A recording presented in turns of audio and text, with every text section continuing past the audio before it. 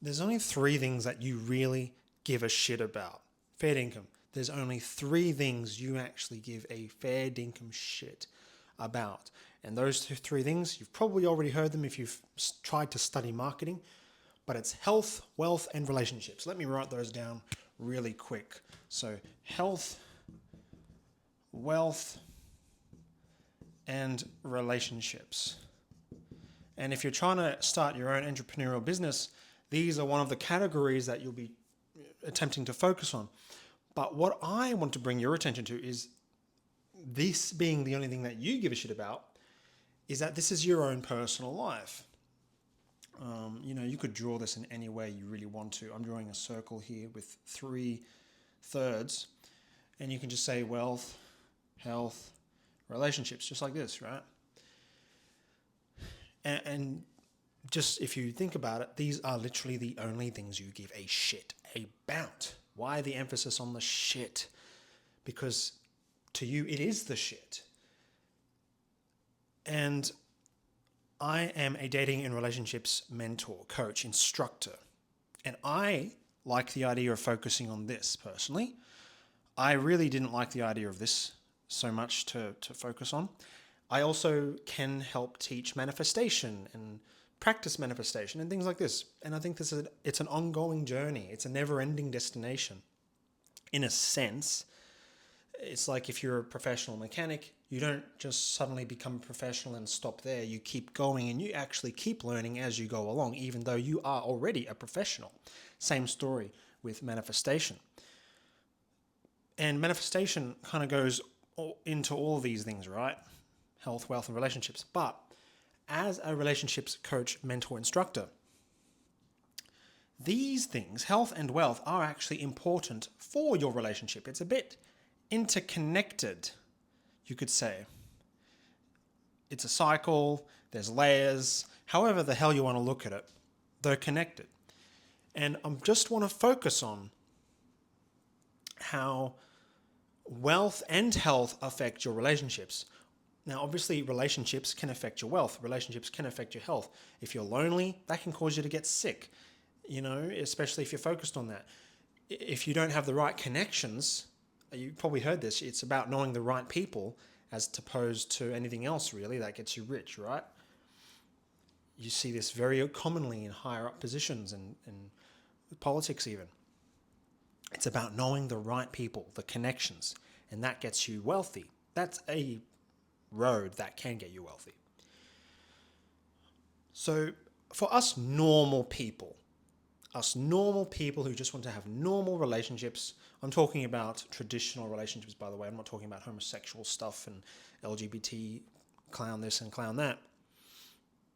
I'm just talking about normal people, normal relationships, traditional stuff. Now, there's some programs out there and there's some coaches out there who, obviously, we try to stick to our own genre, the relationship thing, right? Myself included, we try to stick to this. But unfortunately, there are some aspects to wealth and health that are important for the relationship. So oftentimes, especially during breakups and get your ex back shit, there's all this stuff for men saying, go to the gym, get strong and buff, but that doesn't really necessarily bring about a new relationship in the way that you think. It doesn't attract your ex again in the way that you think. All it does is it just makes yourself more appealing. And that's what you're really trying to do. You're just trying to become a better candidate for your ex or a new partner to potentially reconsider.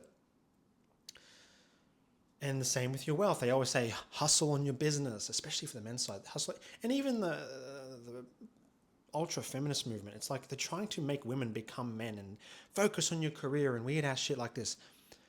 It's like when people are focusing on the complete wrong things. They're ruining themselves. Women lose their femininity because they're trying to become masculine and hustle. And it's like even hustle culture in itself.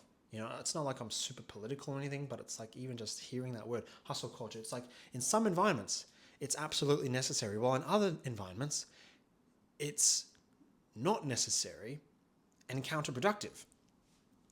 So you kind of have to know exactly where you're at and what you're doing and where you're going You got to know why you're doing it, and you got to be doing it properly, intentionally. Nothing should be happening by accident. Now, the relationship, right? We're focusing on relationship. Oh dear, it's a bit smudgy. So, relationship is up here. Relationship. And we have health and wealth.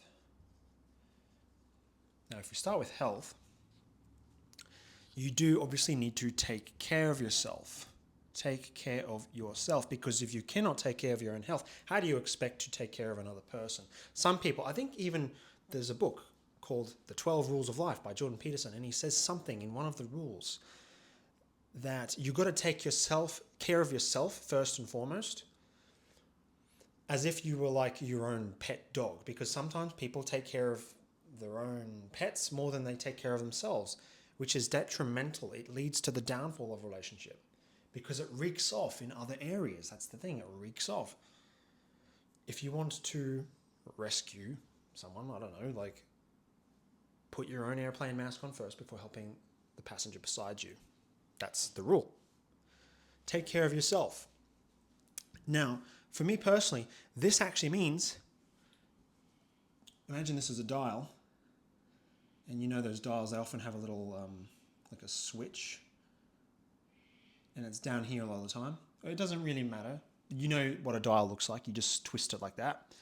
We're going to turn the dial on, because this is 0 and this is 1, and then 2, 3, 4, 700%, all that kind of stuff, 1000%. We're just going to turn it up to like 1, literally just 1.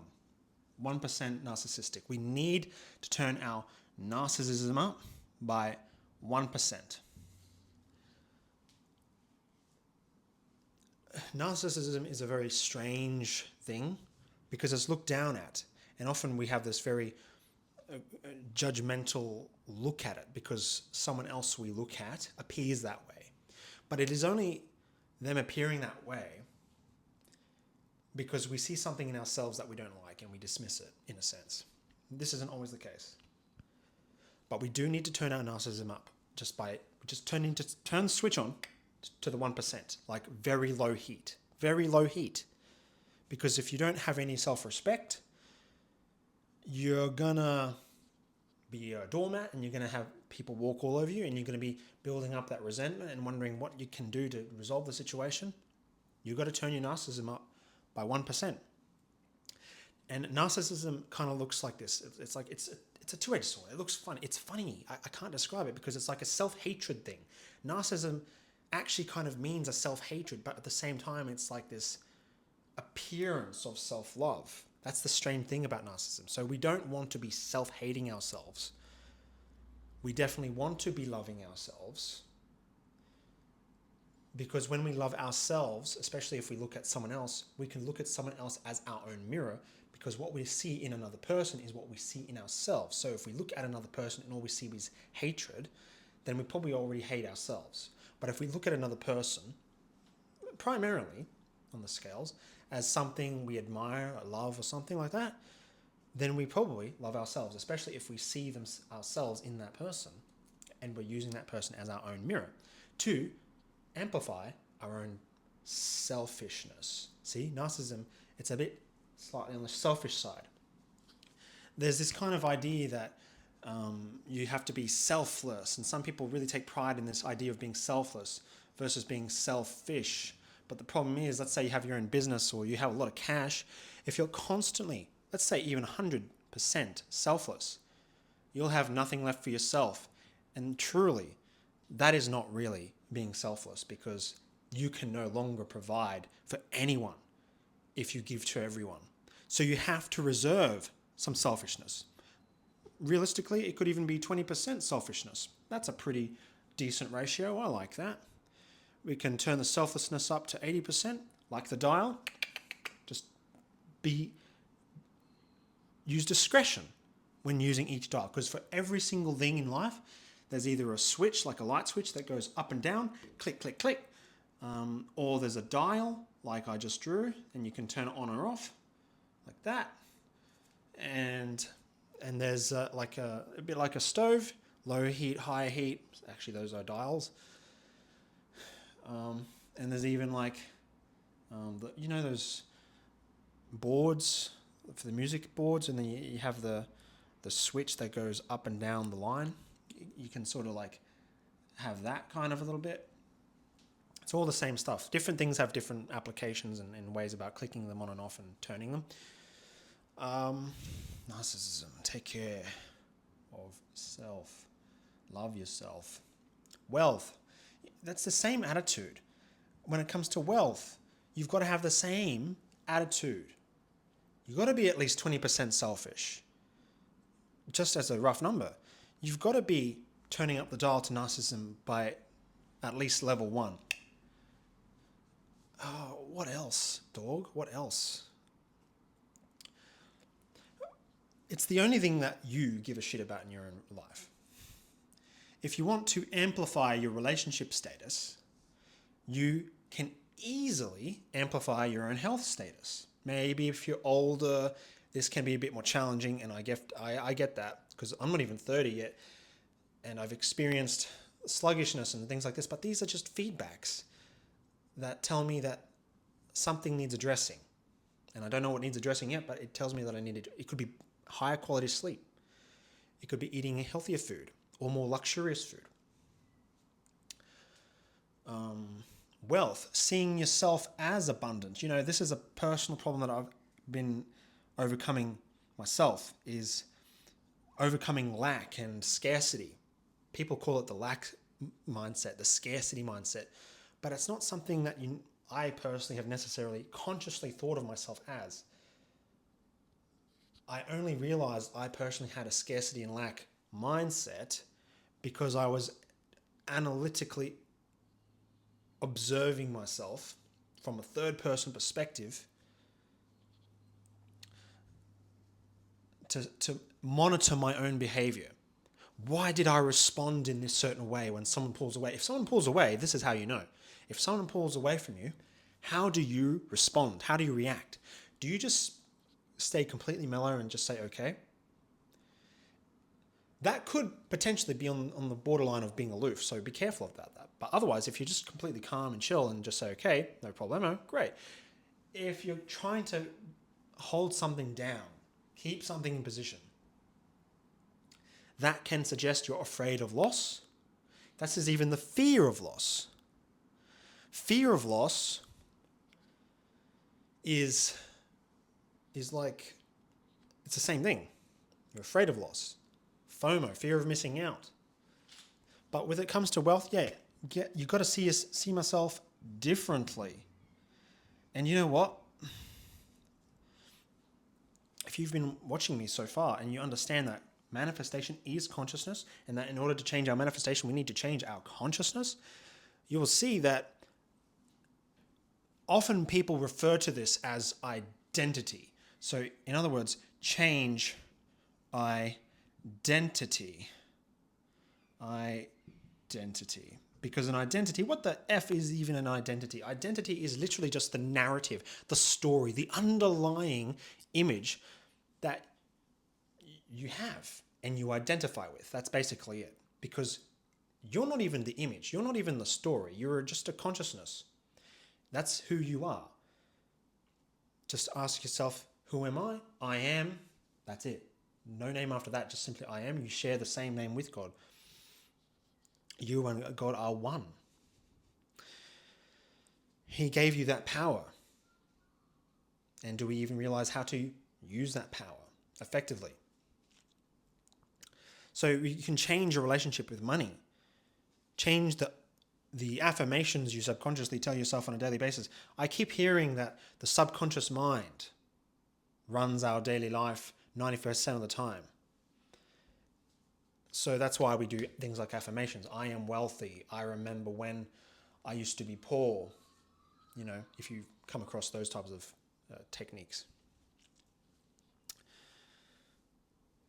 And yes, your relationship here with money, it transcends and it reeks into the relationship stuff, right? So why I talk about the health, why I talk about the wealth is because other relationship programs that I've personally looked at never talked about health and they never talked about wealth. Sure, there are separate courses out there with different people out there saying, oh, you gotta fucking go to the gym, you gotta eat healthier, track your calories and things like this. Get a spreadsheet, learn about money. The thing is, they're separate, but really they are connected. They are actually connected. What happens if you remove something from the equation? What happens if you have zero relationships and only health and wealth? Well, it's not 100% possible because you have a relationship with health. You have a relationship with wealth. So a relationship really just means the way you associate with a thing. This relationships particularly, it's just with other people and especially romance and family. People, family, romance, especially with romance. What happens if we remove health completely from those three main things and it's just wealth and relationships? Well, how can you really be wealthy if you're not healthy?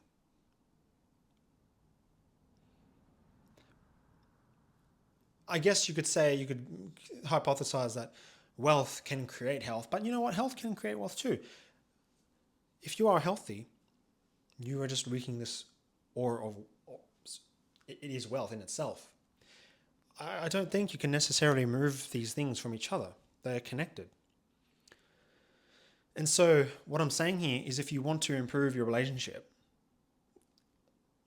you can easily improve your relationship with your own health. You can easily improve your relationship with your own wealth. And these reek into the relationship because they are connected. And these are literally the only things that you and everyone else actually gives a shit about.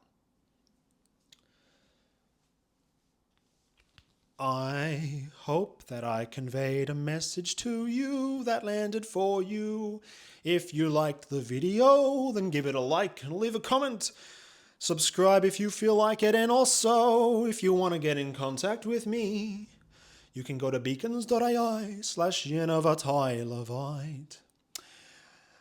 And you can book a call with me to see if you would like to work with me to manifest your dreams, to make the unseen seen, to make the impossible become possible. Ladies and gentlemen, I hope you will like that very much. Thank you.